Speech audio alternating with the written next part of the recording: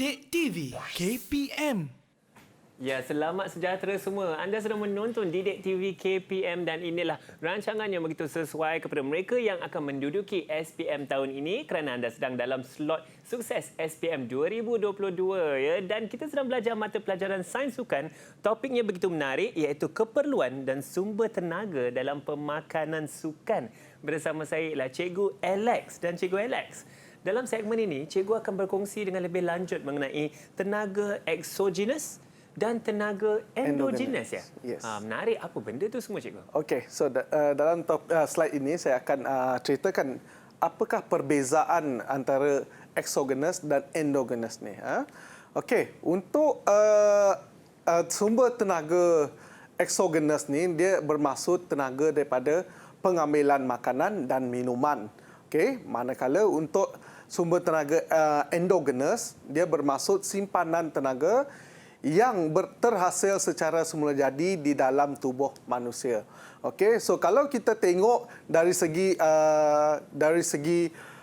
kita katakan dia punya pecahan dari segi sistem tenaga, iaitu untuk sistem tenaga anaerobik laktik adalah untuk endogenous. Okey, sistem tenaga anaerobik laktik adalah endogenous juga, dan aerobik hanya menggunakan sumber tenaga exogenous. So murid-murid harus tahu perbezaan antara sistem tenaga dan juga sumber tenaga. Jangan keliru dengan dua terms ni ataupun dua sebutan ni ya. Okey. Alright. So ini adalah kita nak tengok untuk sumber tenaga ni apakah dia perbezaan dari segi jangka masa dan juga intensiti, dan juga apakah aktiviti sukan untuk setiap sumber tenaga ini. Okey, kalau kita tengok, right, sistem tenaga anaerobik laktik, okey, so sumber tenaganya adalah endogenous. Okey, jangka masa dia adalah lebih kurang 0 hingga 10 saat. Okey, intensiti dia pula sangat tinggi. Okey, so murid-murid pun boleh tahu. Okey, kalau intensiti tinggi ini, aktiviti sukan apa yang biasanya gunakan? Okey, sebagai contoh, pelari pecut 100 meter. Okey, ataupun sukan angkat berat, lontar peluru. Okey, itu adalah contoh aktiviti sukan ya. Okey, manakala untuk sistem tenaga laktik, right, sumber tenaganya adalah endogenous juga. So jangka masanya juga adalah daripada 1 minit hingga 3 minit. So intensiti dia adalah tinggi.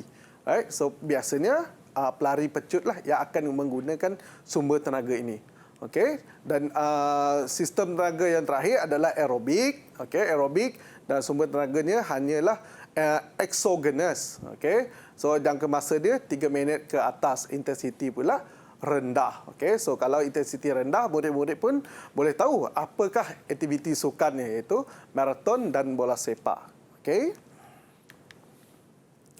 Alright, seterusnya kita akan tengok sistem pertukaran makanan ini. Okey, so maksud sistem pertukaran makanan ni adalah dia adalah satu panduan dia adalah satu panduan pengambilan makanan yang dibangunkan oleh Persatuan Dietetik Amerika dan Persatuan Diabetes Amerika.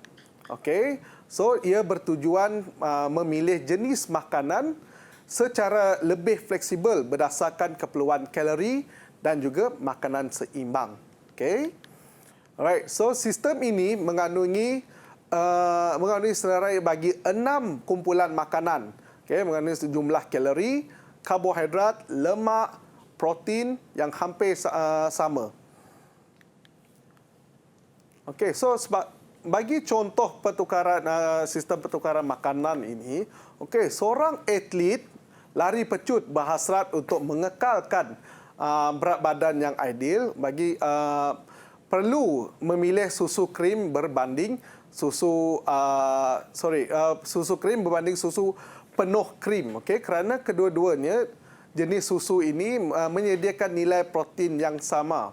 Okey, namun susu krim mempunyai kandungan lemak dan kalori yang rendah serta tidak menyumbang kepada peningkatan berat badan. Okey, so kita akan tengok jadual yang telah dikeluarkan. Okey, ini adalah kandungan karbohidrat, lemak dan protein dan kalori dalam 6 kumpulan sistem pertukaran makanan ini.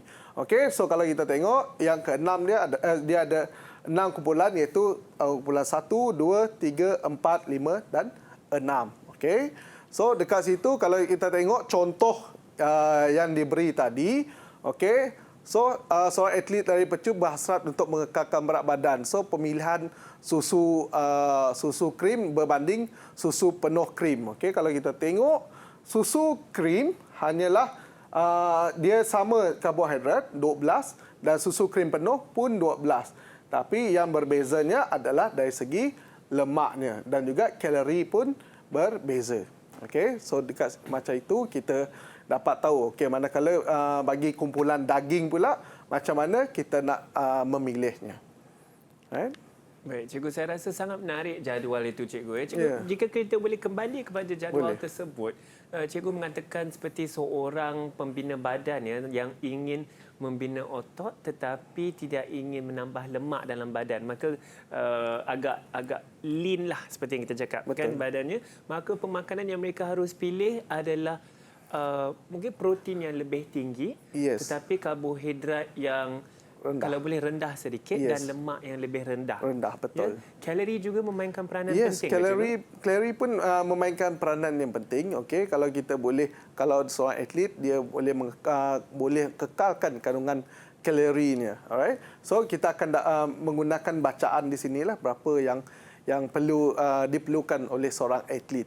Okey. Baik, saya rasa itu sangat menarik dan pentinglah kepada murid-murid kita dalam talian juga. Semuanya masih bertenaga tu.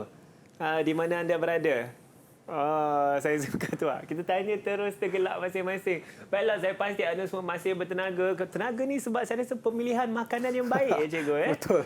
Penting tu. Tapi kita akan berehat sebentar saja. Pastikan jangan ke mana-mana. Banyak lagi yang Cikgu Alex akan kongsikan bersama kita di Sukses SPM 2022 Didik TV KPM. Didik TV KPM.